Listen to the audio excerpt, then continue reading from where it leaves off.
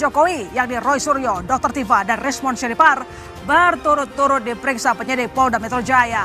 Menghadapi penyidikan, ketiganya tak tinggal diam.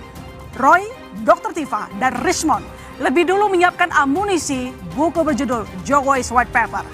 Sementara pihak Jokowi menganggap peluncuran buku itu sebatas upaya memengaruhi opini publik setelah laporan Jokowi naik penyidikan. Pertanyaannya, apakah buku Jokowi's White Paper mampu mematahkan proses penyidikan yang menjerat Roy Suryo CS? Apakah pihak Jokowi perlu menjawab tantangan Roy agar membantah isi bukunya dengan cara yang sama, ilmiah, tidak dengan laporan pencemaran nama baik dan fitnah? Kita akan membahas di dua arah bersama saya, Mas Sister Tarigan. Dan malam ini dua arah telah menghadirkan sejumlah narasumber untuk membahas tema kita. Saya menyapa Refli Harun, aktivis politik sekaligus pakar hukum tata negara. Selamat malam, Pak Refli. Allahu Akbar. Terus sekali. Tim Fauji Atiasuma, terlapor dugaan pencemaran nama baik terkait dugaan ijazah palsu Jokowi. Penulis buku Jokowi's White Paper. Selamat malam. Assalamualaikum warahmatullahi wabarakatuh. Roy Suryo, terlapor dugaan pencemaran nama baik terkait dugaan ijazah palsu Jokowi. Penulis buku Jokowi's White Paper. Jangan lupa beli bukunya ya. Saya juga menyapa Rifai Kusuma Negara, kuasa hukum Jokowi. Siap, selamat malam. Andi Aswan, Wakil Ketua Umum Jokowi Mania. Selamat malam. Malam. Ade Armando, politisi senior PSI. Selamat malam, Bang Ade. Malam. Saya langsung ke Mas Roy. Buku ini berdiri sendiri atau upaya membangun alibi narasi melawan proses penyidikan? Ya. Jadi ini nggak ada hubungannya dengan pelaporan. Nggak ada. Sejujurnya buku ini sudah kami tulis jauh sebelum itu naik ke penyidikan. Tapi kenapa baru diumumkannya sekarang di tengah proses penyidikan? Lo kan buku kan membutuhkan waktu untuk kemudian ditulis sampai selesai. Naik cetaknya pun launching mungkin nanti ada sedikit meleset, tapi nggak apa-apa, bukan meleset lah, biar pas, biar angkanya bagus 9 di belakang. 9. 29 nanti. Ya kita launching. Jadi artinya Mbak, kalau nanti sudah baca buku ini ya, daripada saya buka-buka buku nanti berat ya. Nah, isinya itu benar-benar memang peristiwa yang memang sudah ada dan jauh sebelumnya. Jadi ketika 2013 buku ini muncul karena ada peristiwa ketika waktu itu ada seseorang yang ngaku di depan publik, ngaku di kampus ilmiah di Universitas Islam Indonesia dan dimoderatori oleh Direktur Utama Kompas TV. Wah, ya Mbak Rosyana, ya itu kemudian ada statement IPK-nya hanya 2 di bawah, itu di bawah 2 bahkan. Itu di kampus loh, jadi nggak bisa dia ngomong itu saya bukan bercanda. Kalau bercanda, kenapa nggak diralat dari 2013 sampai dengan sekarang? Itulah yang membuat masyarakat kemudian bertanya-tanya gitu. Oh, ini kok aneh ya, kok ada seorang pemimpin republik ini yang IPK-nya hanya 2 kok bisa lolos dari UGM gitu loh. Dari situlah Mas Roy curiga. Iya, tapi sebelum saya masih banyak masyarakat lain yang lebih kritis terlebih dahulu. Berapa lama itu bukunya ditulis bersama dengan teman-teman? Oh, kalau buku ini ditulis sebenarnya ya mulai dari ketika awal itu ya. 2022 kalau ya, saya. 2022 itu ide. Tahu kalau bukunya nulisnya sih barusan. Gitu loh. Tapi ya kita kan cepet, kita kan penulis Mbak. Tiap hari itu kita nulis, ada nggak ada kasus kita juga nulis kok. Habis ada kasus kita juga nulis kok. Buku ini juga nanti ini baru saya edisi pertama. Nanti ada edisi kedua, edisi ketiga, edisi keempat, masih panjang ceritanya. Jadi acara 2 arah masih banyak, nanti bisa 3 arah, 4 arah, 5 arah.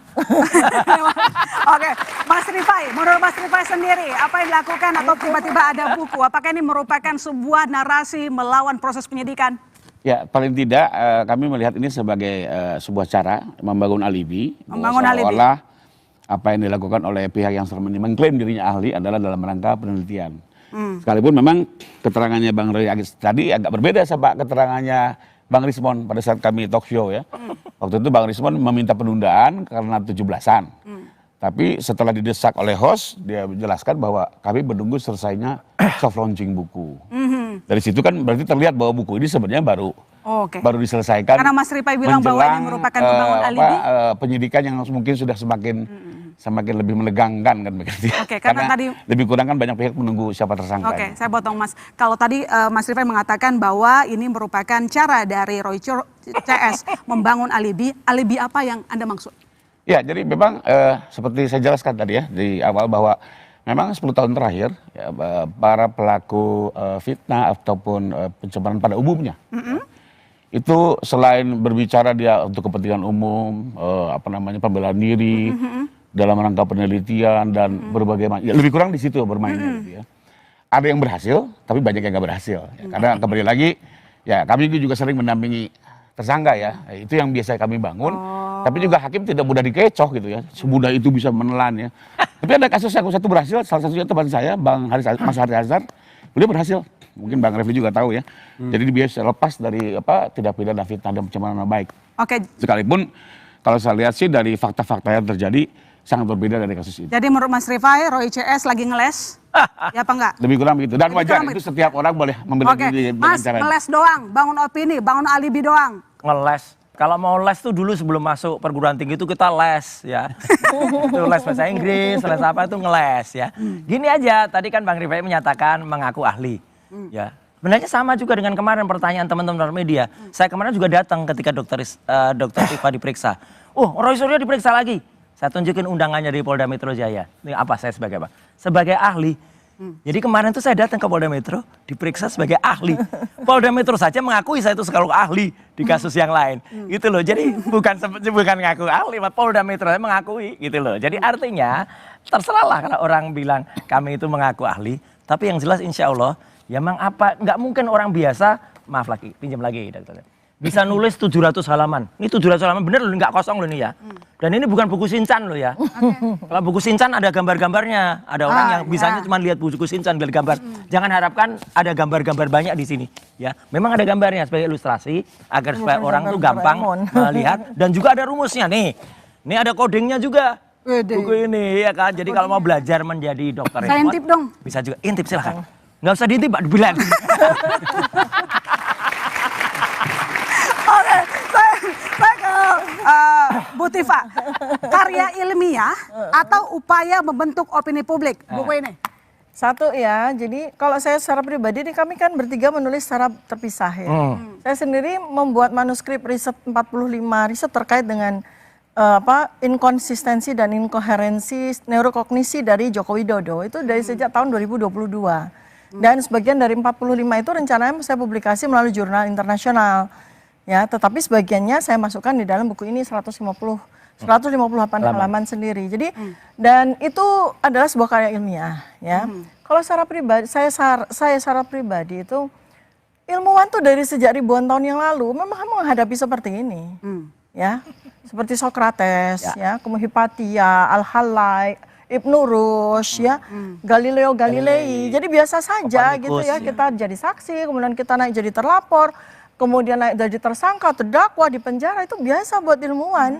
Nggak ada yang kita takuti. Jadi mohon maaf ya, kalau yang selama ini setiap kali kita berdebat di area manapun gitu, selalu yang wah nanti pakai baju orange, nanti takut di penjara. Enggak. Okay. Yang penting apa? Kewajiban kami sebagai ilmuwan sudah kami tunaikan.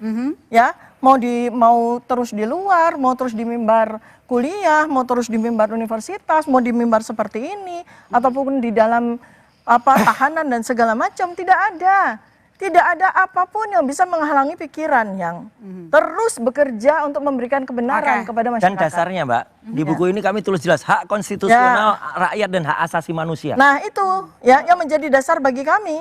Kami punya dasar yang kuat, Undang-Undang Dasar 1945, pasal 28F, dan ini menjadi edukasi buat masyarakat. Jangan pernah takut untuk menyampaikan kebenaran masyarakat. Oke, Mas Andi, ini murni ilmiah, tidak ada bentuk opini publik. Buku sampah. Kenapa sampah?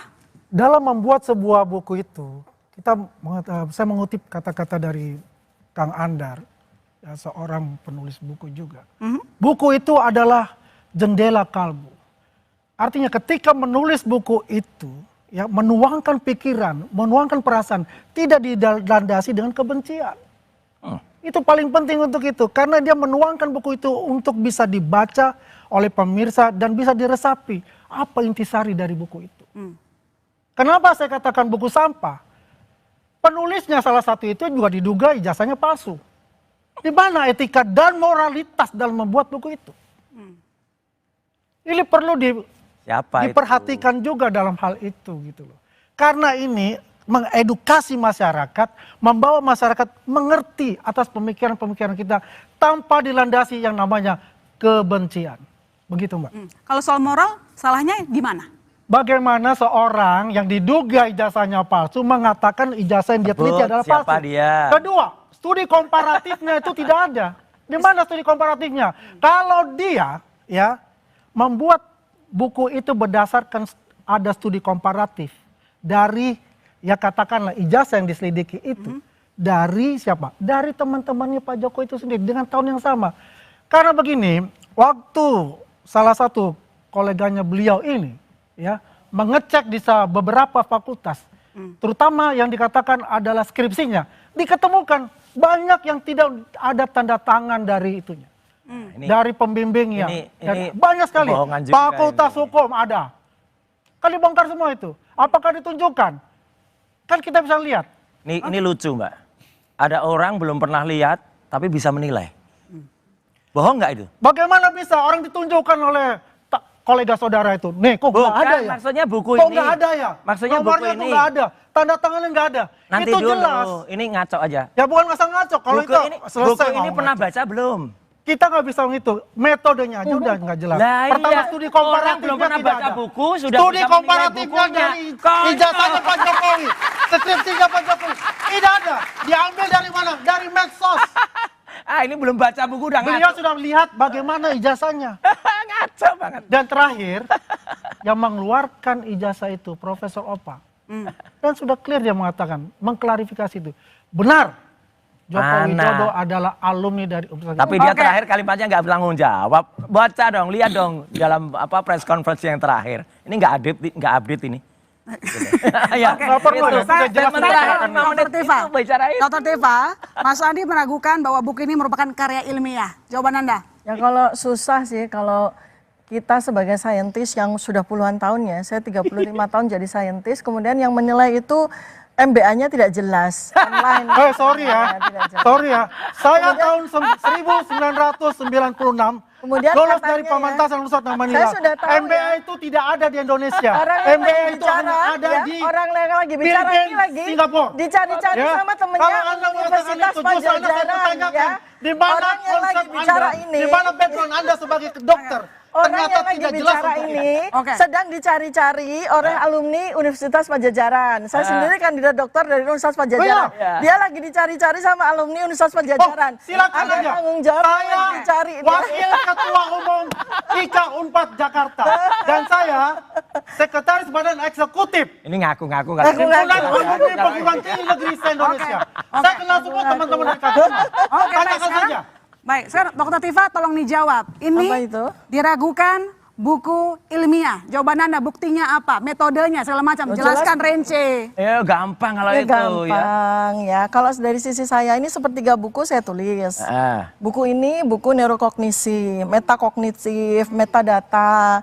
Jadi saya untuk keahlian dari Pak Roy Suryo yang diakui polisi ya kemarin, beliau menjadi saksi ahli dari kepolisian, itu ahli telematika. Kemudian sahabat saya satu lagi itu Pak Dr. Rismon Sianipar ya, penulis 800 buku ilmiah ya. Itu saya sebagai user. Karena ilmu saya membutuhkan dua keahlian mereka. Jadi ini kita padu sekali, metodologi kita namanya metakognisi. Memang tidak banyak orang yang mengetahui itu. Karena ini adalah ilmu-ilmu baru. Saya sendiri mendapatkan dengan dua program doktor yang secara paralel saya ikuti. Program doktor Neuroscience Behavioral dari Fakultas Kedokteran Universitas Indonesia dan program Sosioepidemiologi dari Universitas Pajajaran. Itu saya ikuti secara paralel. Sehingga saya mendapatkan ilmu yang namanya neurokognisi. Metakognisi akhirnya menjadi neuropolitika. Gitu. Baik, Bang Ade. Dari tadi udah pelan-pelan mendengarkan. Gimana Bang Ade? Ini karya ilmiah atau hanya cara membentuk opini publik menurut Bang Ade? Ya saya akan jawab, saya belum bisa jawab karena saya belum baca. Ya. Lebih jujur ini. Nah, itu lebih Kita Enggak, apresiasi. maksud saya adalah memang tak Kasih dong mungkin Mas lah. Roy. Loh iya lebih jujur ini gitu loh. Harus begitu, Ya harus mantan Nggak dosen mungkin begitu. menjawab Oh, ya. iya. Tapi sebetulnya yang saya harapkan kan semula perdebatan yang ramai selama berapa bulan terakhir ini adalah soal apakah ijazah Pak Jokowi itu palsu atau tidak. Saya duga buku ini cuma sebagian yang bisa menjelaskan itu. Misalnya saja pertanyaan saya kepada Dr. Tifa adalah, Anda kan menggunakan neuroscience ya, behavioral neuroscience kalau tidak salah. Ya, menghasilkan neurokognisi ya. Ya. Nah, saya tidak melihat bagaimana caranya seorang ahli neuroscience bisa menggunakan ilmunya untuk menjelaskan apakah ijazah Pak Jokowi itu palsu atau tidak. Oh, ini yang diperiksa dosen bukan buat periksa ijazah. Enggak, makanya saya ini katakan. ya, kelihatan nanti dulu. kan dia. Nanti dulu. Ya. Apakah itu untuk menjelaskan ijazah Jokowi palsu? Oh iya, jadi Iya. gini. Jadi gini ya. Mas Ade yang saya hormati, mantan akademisi, mantan ilmuwan atau masih ilmuwannya. Masih. Jadi yang saya sebut di sini ada 7 bab tentang bagaimana metakognisi itu berkelindan dengan ilmu digital forensik dan telematika. Ya. Ini menjawab dari sebuah kesulitan bagaimana seorang pejabat atau mantan pejabat yang menggunakan dokumen yang diduga tidak otentik atau palsu dengan metode yang disebut sebagai remote forensic analysis. Jadi ini Bagaimana sebuah itu? remote forensic analysis itu kita bisa melihat bagaimana kesesuaian dari perilaku, body language, face language, narasi-narasi verbal dan dikaitkan dengan dokumennya. Dalam hal ini misalnya ini sebagai contoh ya, saya buat contoh yang gampang saja gitu. Jadi ada body language, kemudian face language ya dari seorang yang mengaku berijazah sarjana seperti itu ya. Ya. Nah, itu dia harus cocok, harus koheren, harus Apanya? konsisten ya. Apanya? Ini Sikapnya. sikapnya. Kelihatan dong. Enggak, Ini ilmu saya mau baru. tanya, bagaimana Anda membuktikan bahwa sebuah ijazah itu palsu atau asli dengan melihat perilaku seseorang? Yang Oke, membuktikan. nanti dijawab Dr. Tifa Iya. dua arah. Saya kembali Namanya sekarang. pakar. Habis ini dijawab. Susah ngejelasinnya.